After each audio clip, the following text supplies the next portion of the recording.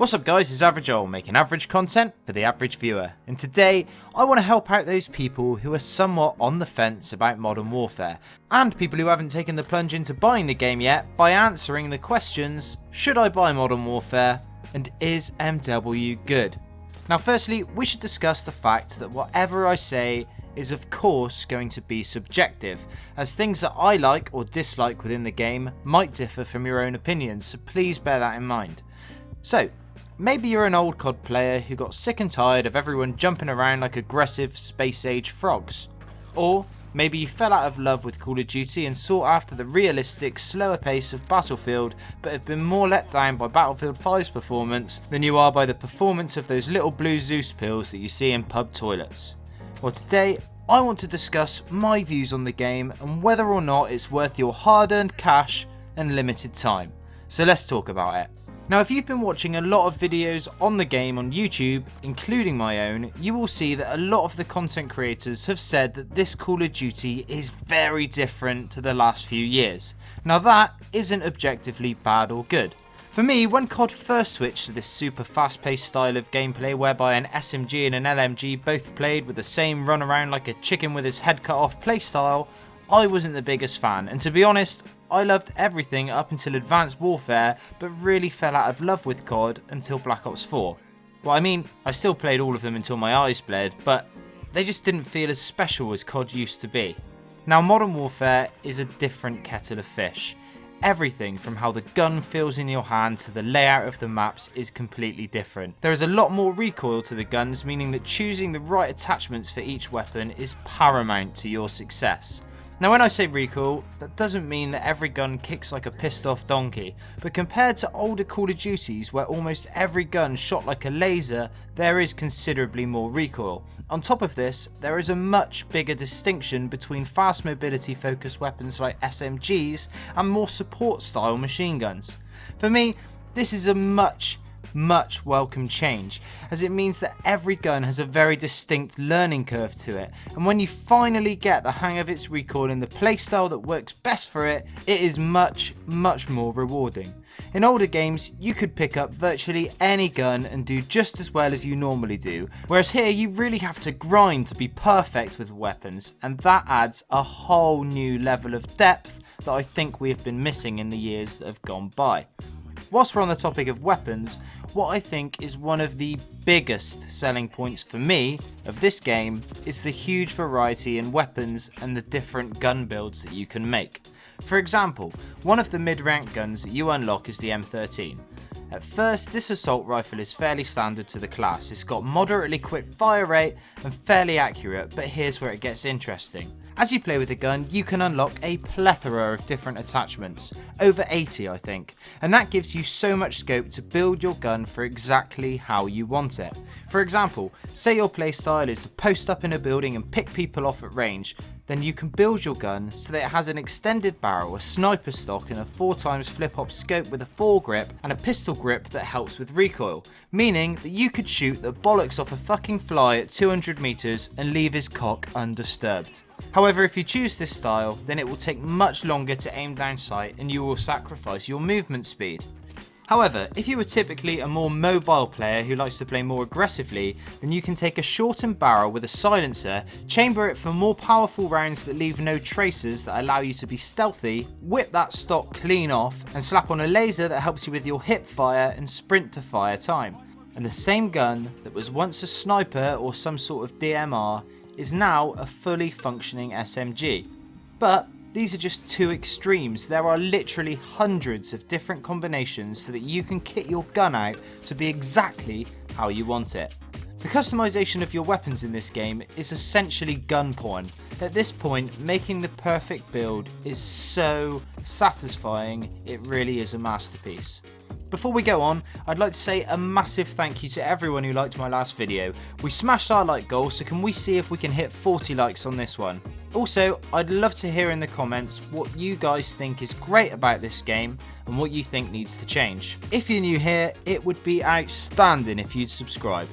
So moving on, another big talking point of this game is the map design. I've spoken a lot in my previous videos about how past CODs always stuck to maps that had very limited verticality and generally stuck to very strict 3-lane systems. And basically this meant that maps felt very similar to one another, but were very balanced, and no matter where you spawned, you were never at an environmental advantage or disadvantage.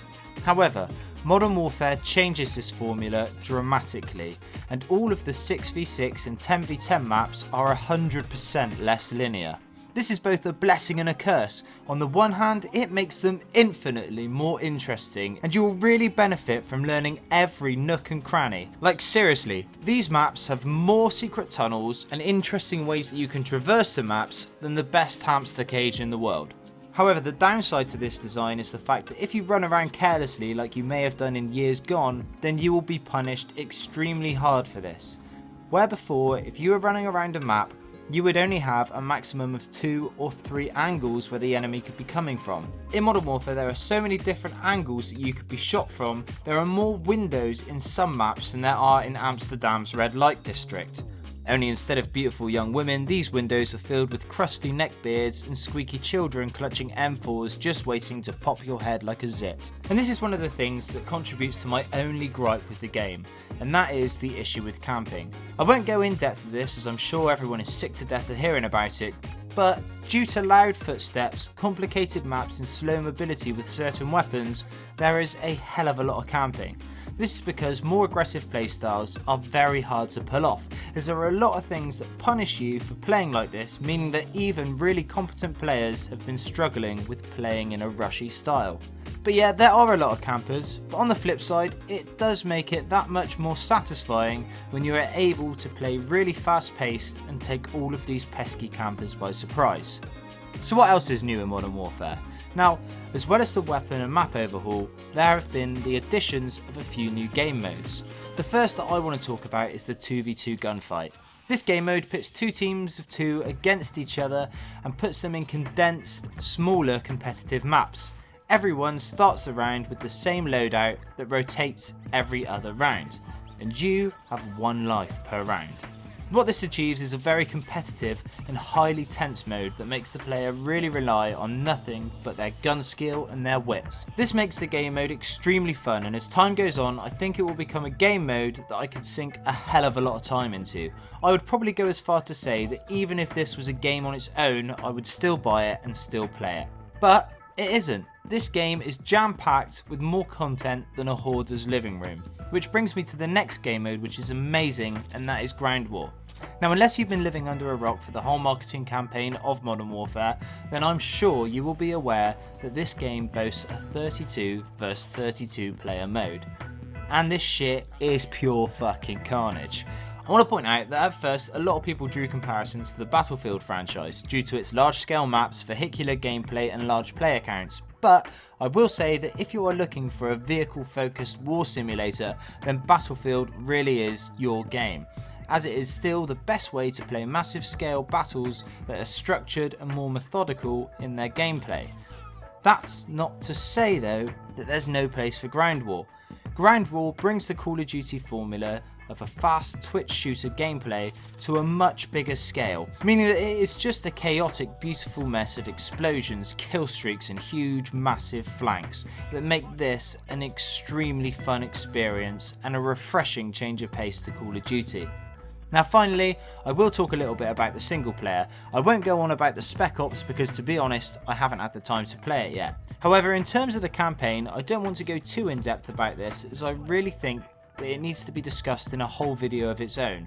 But what I will say is that we have been graced with one of the darkest and interesting campaigns that we have seen in this franchise, with a couple of missions that will surely stand out in years to come.